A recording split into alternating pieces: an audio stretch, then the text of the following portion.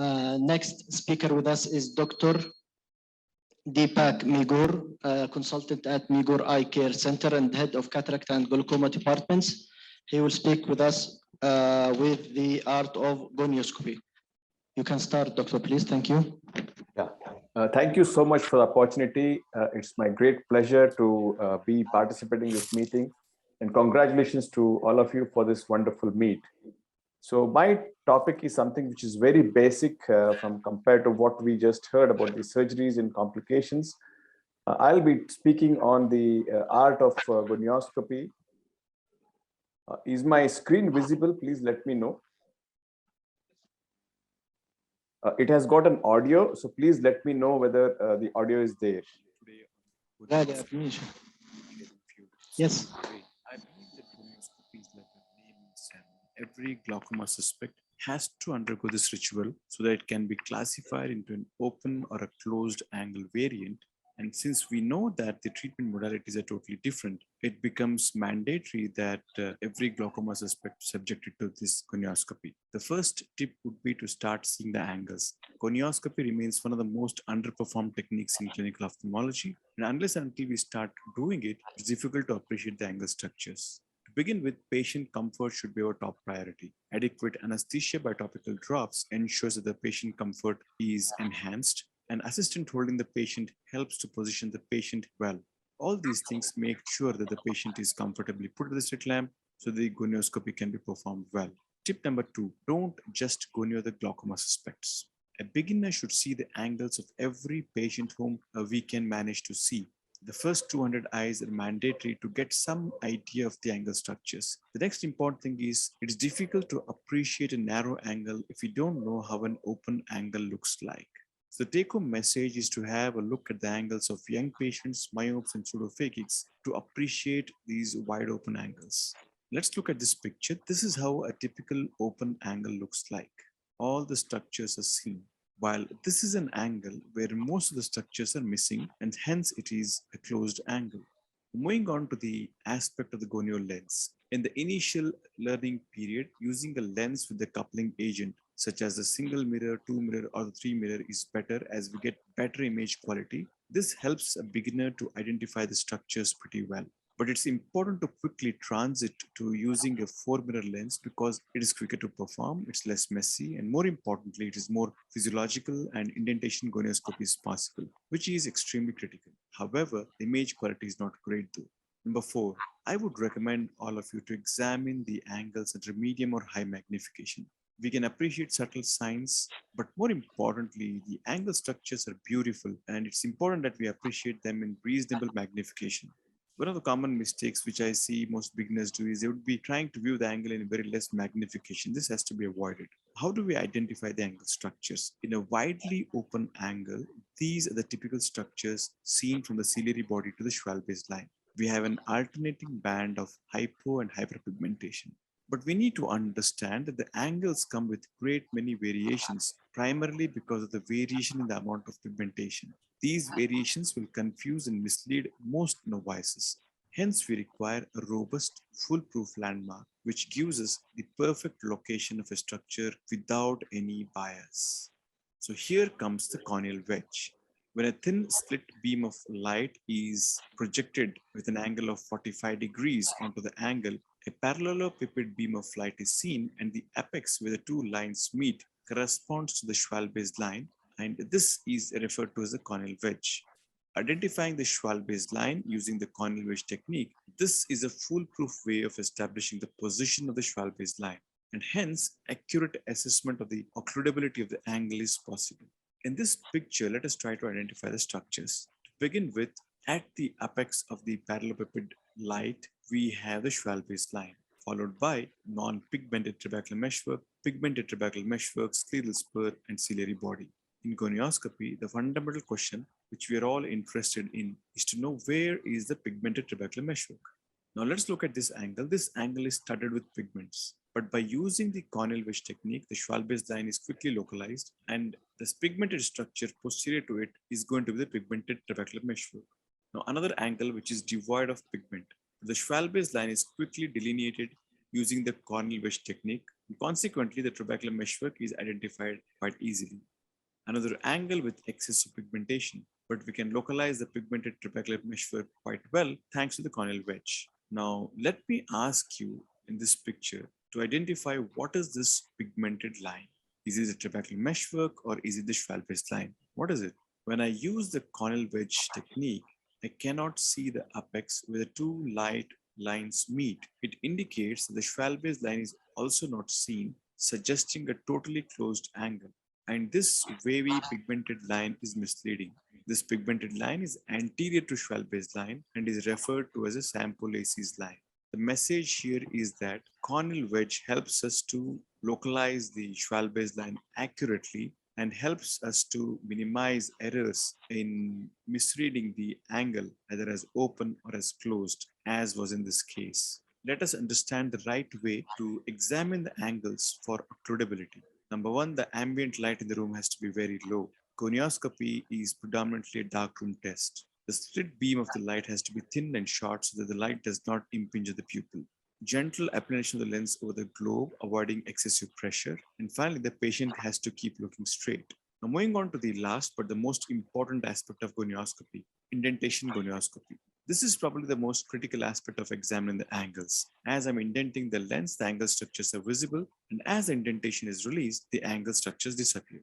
Let us see them once again. I indent the lens, the angles structures are visible, and again, as the indentation is released, the angle is closed. Now let's try to understand how the appearance of the angle is when we view it through different lenses. Now, this is an eye with an angle closure. I'm seeing it through a single mirror lens with a coupling agent.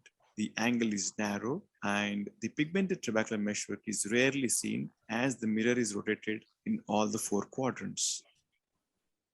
Now let us examine the same angle with a 4-mirror lens without using any coupling agent. Now this is the view without indentation, but once I press the lens against the cornea, the angle opens up, shows us what lies beneath. So when I indent, only part of the angle opens up, while the remaining part stays closed because of the broad peripheral anterior synechiae. So this is the beauty of indentation gonioscopy. We could identify the part of the angle which was amenable to opening while indentation and the part which was not amenable and was closed by synechiae. With this example, I would like to highlight the fact that gonioscopy is incomplete if indentation is not performed. Indentation gonioscopy provides a complete picture of the angle. It helps in identifying the apposition closure and the synechial closure and will have significant prognostic implications. Hence, it's mandatory that every glaucoma suspect eyes or eyes with narrow angles have to undergo indentation gonioscopy. It's important to realize that angle changes are dynamic. We need to repeat gonio over a period of time. It's important to also look at the angles once the iridotomies are done. This helps us to prognosticate and alter our management plans. Let me take you through a few cases of angle closure glaucoma. This is an eye who had an acute angle closure episode. And when we do gonioscopy in this eye, needless to say, we can see that the angle is closed almost 360 degrees as I'm examining all the quadrants. It's important to examine the other eye in such cases. The other eye, the angles are occludable 360 degrees. And we all do iridotomies for these eyes. Let's have a look at the angle changes which happen once the iridotomy is done. This video is taken immediately after doing the iridotomy, and we can see that there is a pigmentary clump in the inferior angle. But what is heartening to see here is that the angles have opened up. I'm rotating the mirror to examine 360 degrees of the angle and try to analyze which of the areas the angles have opened and which of them have not. Now, this is a pre-laser photograph wherein we can see that we're not even able to see the Schwalbe's line, but this is immediately post-laser. We can clearly see the amount of difference. It is dramatic. This is good enough to convince us that laser iridotomy does work and pupillary block mechanism is an important and probably the most common cause for angle closure disease. And these are some of the pre and post laser photographs. Now moving on to the eye which had an acute angle closure attack and it was persisting for more than a month and the patient presented quite late. In these situations, after doing a laserotomy, the results are dramatically different. We can see the pigment splatches, but the angle hasn't opened much. The message here is the timing of intervention is extremely critical. And if the synechial attachments are there for longer duration of time, then a laser iridotomy is unlikely to work. But although it is still worthwhile to make an attempt and do iridotomies for all angle closure diseases. As we're talking about peripheral antisynechiae, let's try to understand how they appear, especially in chronic angle closure disease.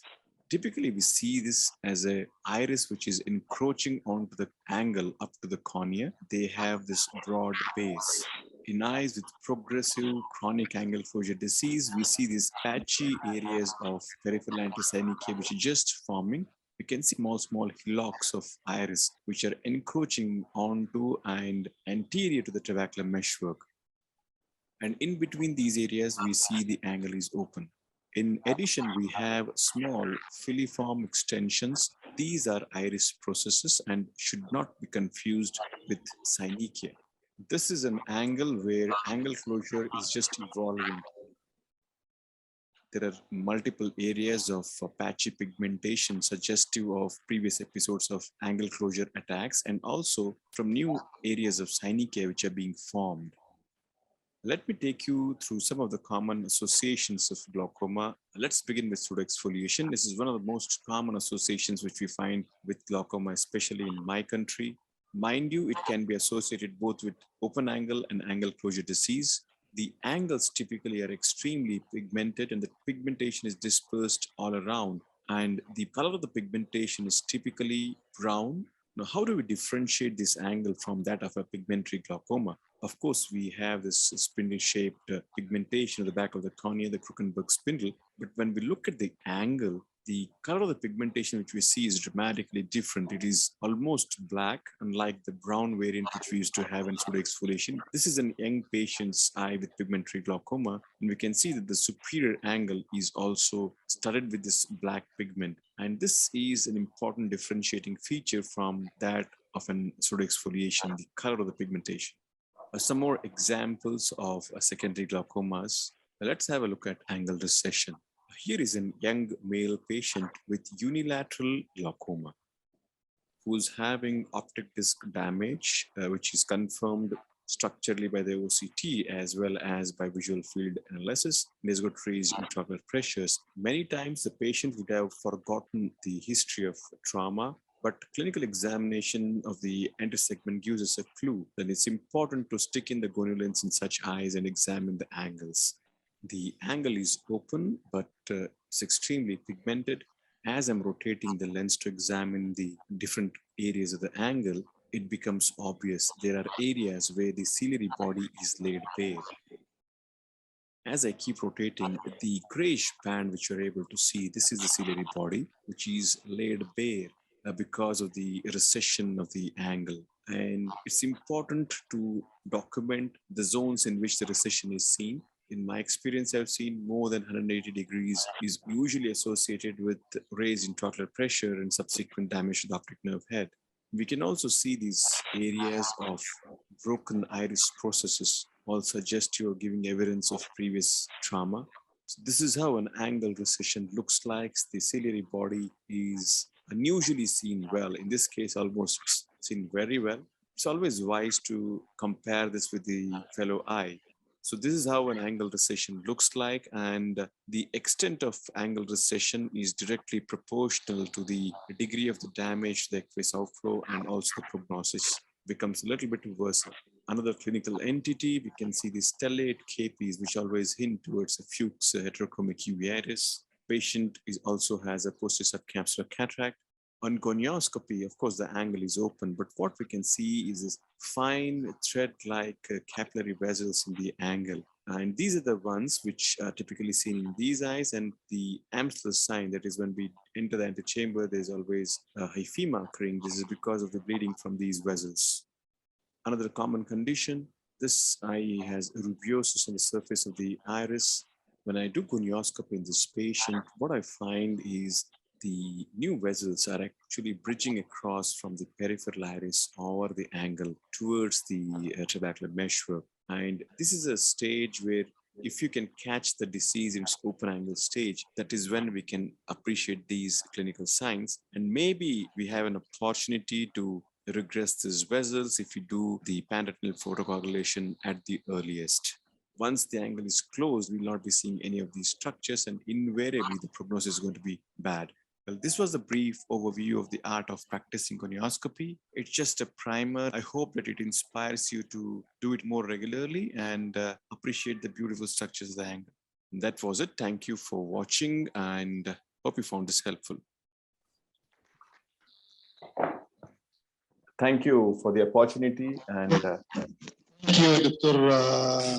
Megur, Deepak Megur, for this beautiful presentation and beautiful photographs for this for the angle and different pathology. But let me say, what's now in the presence of anterior segment OCT, we see all the details that you explain. So even the advantage of OCT anterior segment over gonioscopy, meaning it is non-contacted, any cautions or something.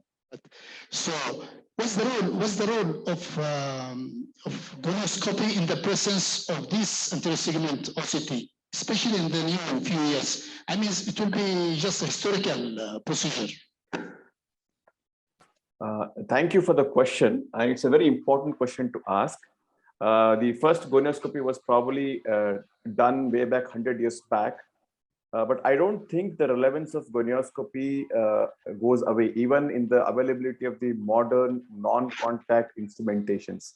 Because some of the information which a gonio lens can give us, it can't be given by these instruments which are having thousands of dollars and they may be non-contact.